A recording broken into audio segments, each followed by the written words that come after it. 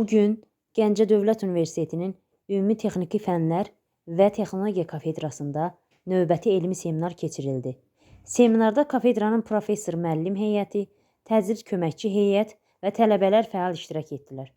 Seminarı giriş sözü ilə açan kafedranın müdiri Dosent Elçin Cavadov məruzə ediləcək mövzuların müasir dövr üçün böyük elmi və praktiki əhəmiyyət daşıdığını qeyd etdi. O, universitetdə yaradılan sağlam və məhsuldar elmi mühitə görə kafedra əməkdaşları adından Gəncə Dövlət Universitetinin rektoru Yusif Yusifova təşəkkürünü bildirdi. Hörmətli həmkarlar, dəyərli müəllimlər, əziz tələbələr və seminar iştirakçıları. Bugün kafedramızda növbəti elmi seminar keçirilir.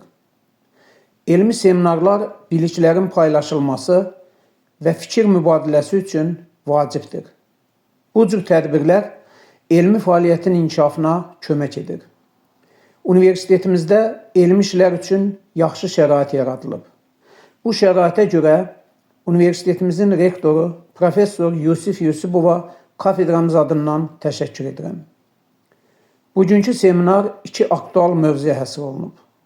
Radioaktiv şüalanmaların insan orqanizminə təsiri uzun müddətdir elmi araşdırmaların mövzusudur.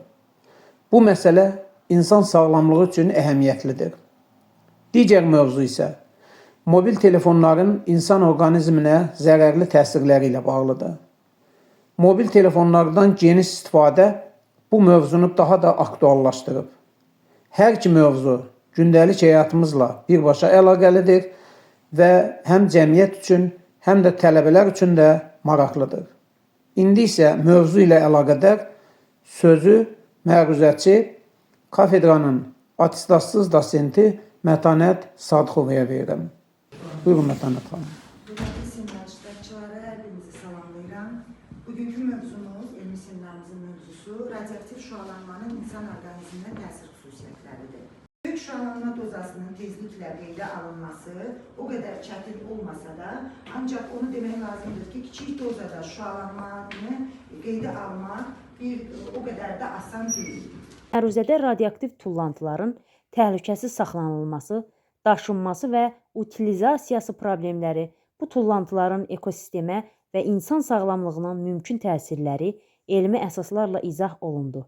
Mövzunun aktuallığı xüsusilə nüvə energetikasının inkişafı, sənaye və tibb sahələrində radioaktiv materiallardan istifadənin artması fonunda ətraf mühitin mühafizəsi və dayanıqlı inkişaf baxımından vurğulandı.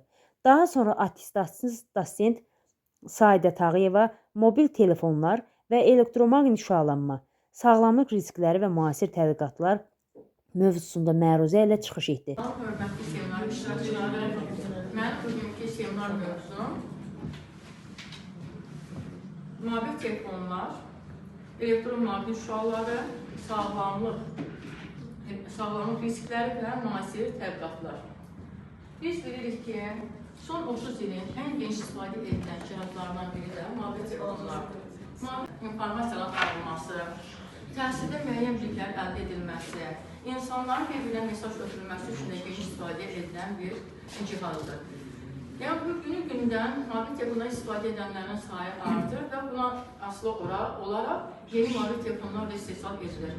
Ancaq günü-gündən dedik ki, insanların tələbatı artır mobil telefonlara.